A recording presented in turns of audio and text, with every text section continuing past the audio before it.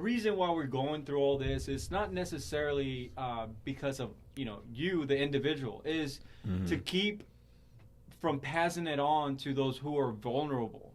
That's the whole idea behind social distancing from making sure that we're not just letting these things spread all over the world. I mean, all over the country. Every individual get it.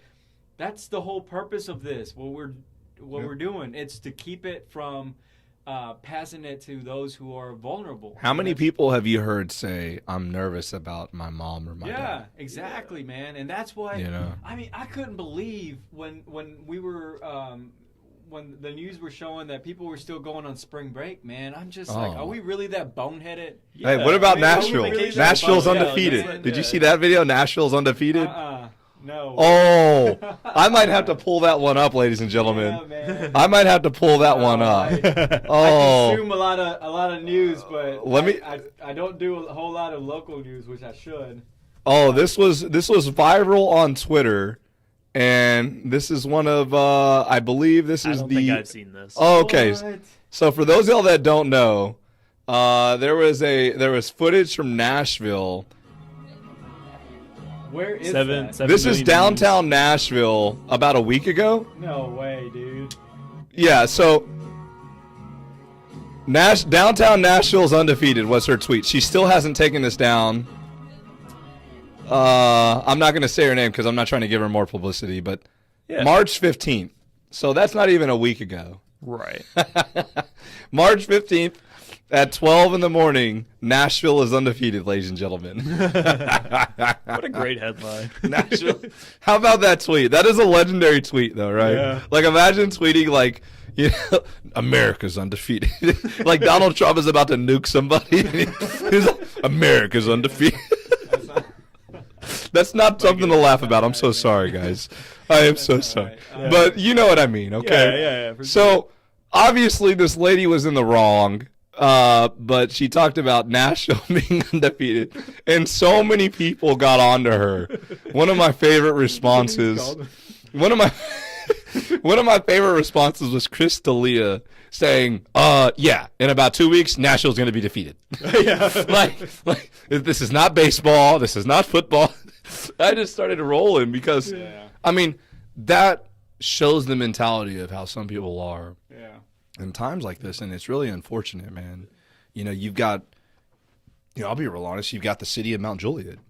This is going to rub a lot of people the wrong way. This touches very near and dear, obviously, to me because it's close to where I work. But the city of Mount Juliet, and they said business should continue as usual because small businesses will die. Yeah, that was their reasoning for saying business should continue.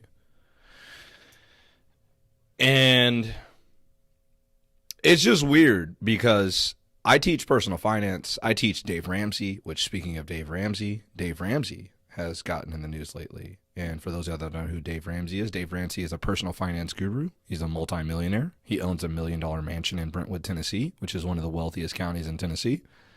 And he owns a company. And his company had a worker test positive for COVID-19, and business is going as usual. They're not shutting down. Nothing's going on. They're just going on. And the first thought that comes to my mind is Dave Ramsey's a multimillionaire. Like you start thinking about some of these people that are just obviously well off, that have no need to put their workers at risk. And I wonder where this decision making is coming in. And I love Dave Ramsey, dude. Like, that's the thing. Like, I'm not saying that I love everything that he does, but I think that his financial advice is super sound a lot of the time. And when I teach personal finance, we have a little game in my class. It's literally, what would Dave Ramsey do? Yeah. And so, like, could you imagine right now, hey, an office worker gets infected with COVID-19 in your office. Do you shut down your office? What would Dave Ramsey do?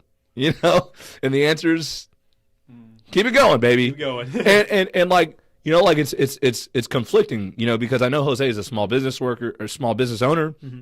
And I know that Bo is working for corporate America, and I am working for the state. So we all have a boss, one way or another. Yeah. We all have a boss one way or another, whether it's Uncle Sam or whether it's the state. Yeah. And so I just look at these issues and I'm just like, man, dude, how do you justify some of the decisions that we're making in times like this? You know, I mean, how do you defend that? Time will tell, man. I mean, I see it both ways. I mean, I get that at the end of the day, he's got to keep these people employed. I mean, that's literally one of the hardest things that I have to go back home. Like he's got to pay them, right? Yeah. I mean, he's as gotta, a he's gotta business keep owner. them employed. Yeah. Like he's got to keep them employed. So I see that. But I mean, at the end of the day, I don't think that he's going to know the severity of his decision until more people get it, and then more people get it from those people that are working, and then eventually you start seeing some people die because of it. Yeah. So once somebody dies, exactly, it's serious. that's what I'm saying. That's when you start to see the toll, right? Exactly, and that's the reality. That's exactly the reality, is that he's making business decisions with that could have pretty severe consequences, right? Yeah. I mean, you would imagine literally so. life You would or imagine death. so. Literally life or death things. So that's. But one would argue, like, what is? Man, I can't believe I'm about to make this argument. Yeah. One would argue, what is an office worker really exposing themselves to by showing up and going into a cubicle and then leaving? Right. I mean, the thing is, it's the way this thing spreads, right?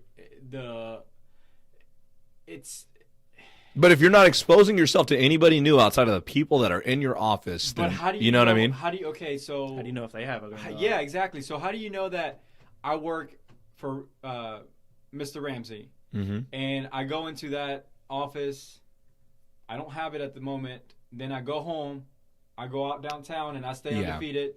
I catch it. Nashville's undefeated, y'all. I catch it, and then I go back to work the next day, Yeah. and then I touch someone's desk, and then that person gets it, or you know what I mean, or I interact with somebody, with another coworker, and then that person gets it. That's the thing. It's like you just don't know what the other person is doing.